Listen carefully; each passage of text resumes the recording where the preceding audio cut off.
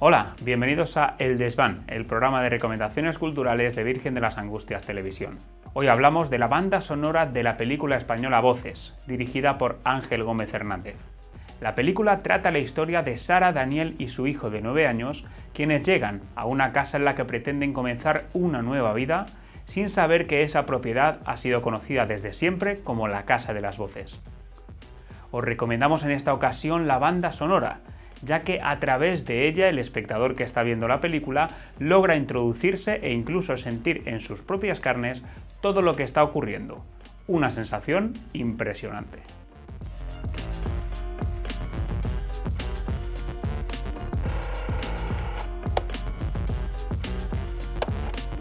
Para ello hablamos con Jesús Díaz, él es compositor de la banda sonora de la película. Jesús, bienvenido y muchísimas gracias por estar con nosotros.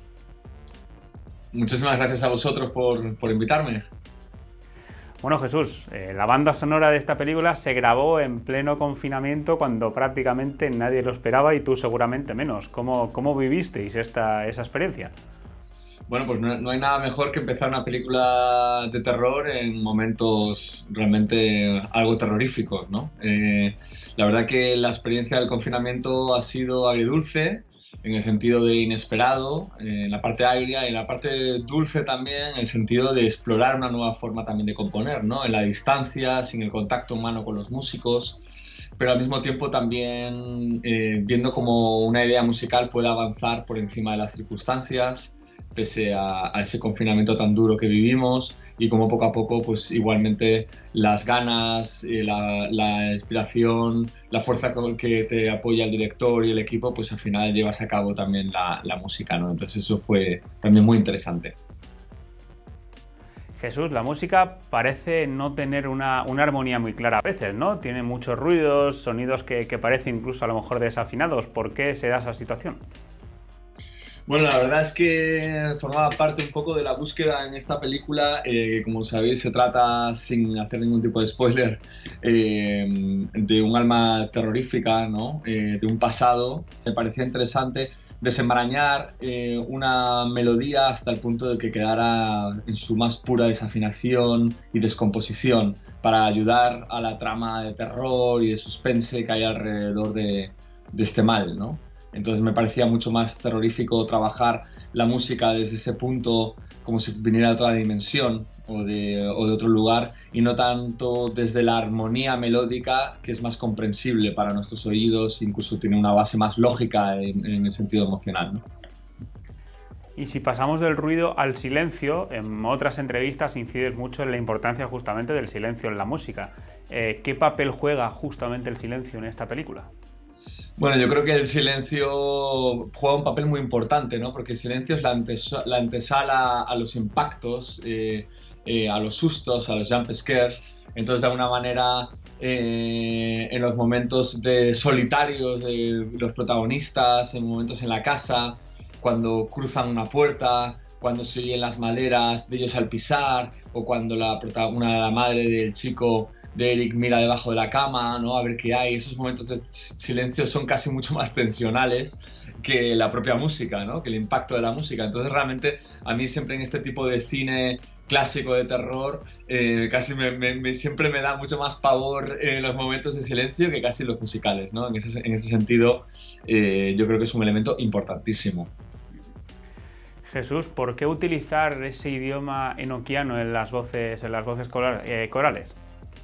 Bueno, eso es una buena pregunta. Yo, al final, en la orquestación trabajaron 70 músicos.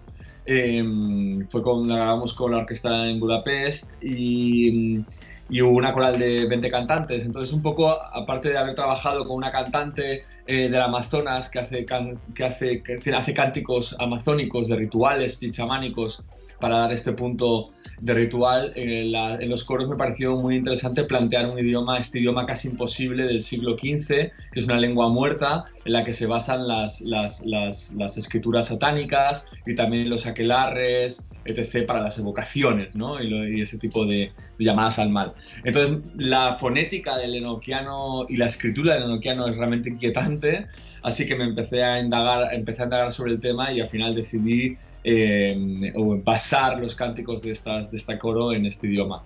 Y bueno, yo creo que fue muy interesante verlas cantar el día de la grabación y que estaban cantando ese lenguaje con una fonética tan extraña, ¿no? Realmente fue muy interesante. Seguramente muy poca gente sabe cuál es el proceso de hacer una banda sonora. Jesús, cuéntanos un poco cómo ha sido el proceso en esta película.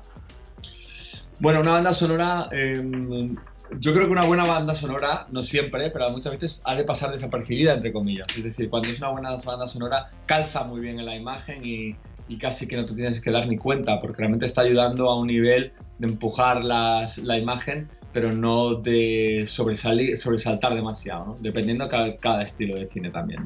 Pero en ese sentido, la banda sonora tiene su propia arquitectura, ¿no? Y hay melodías específicas en esta banda sonora.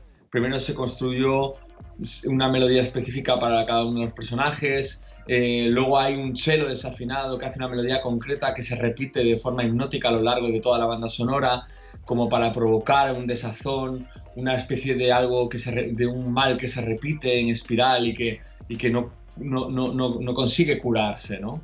De alguna manera el proceso de una banda sonora es un proceso largo en el cual esta parte, como te decía, de construcción melódica es muy importante, y luego entender muy bien a los personajes y acompañarlos con diferentes tonos o diferentes instrumentos que siempre reflejan a cada uno de estos personajes y su evolución, de tal manera que así el entramado musical va acompañando también a la trama de la película.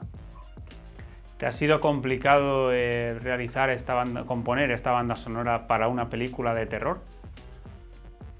Bueno, una película siempre es complicada porque en sí como materia no existe, ¿no? O sea, tienes que tener fe en lo que va a suceder, ¿no?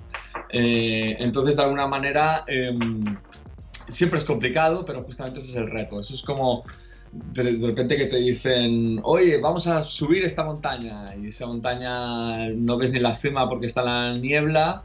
No la ves, no se disipa esa niebla, y luego descubres que además es el Everest, ¿no? Así que la composición es un poco así, es lanzarte, es ponerte la mochila y decir, venga, vamos para arriba y vamos a descubrir qué es lo que hace falta, y por tanto siempre es complicado, pero es muy gratificante al mismo tiempo. Jesús, pues de verdad muchísimas gracias por estar este ratito con nosotros. Esperamos que se vuelva a repetir. Muchísimas felicidades por ese gran trabajo y que se vengan muchos más. Muchísimas gracias a vosotros y nada, ha sido todo un placer. Y hasta aquí el programa de hoy. Recordad que podéis seguir todos nuestros contenidos en www.vatelevisión.com y en nuestras redes sociales en Facebook, Twitter e Instagram, @VATelevisión. Muchísimas gracias y hasta la próxima.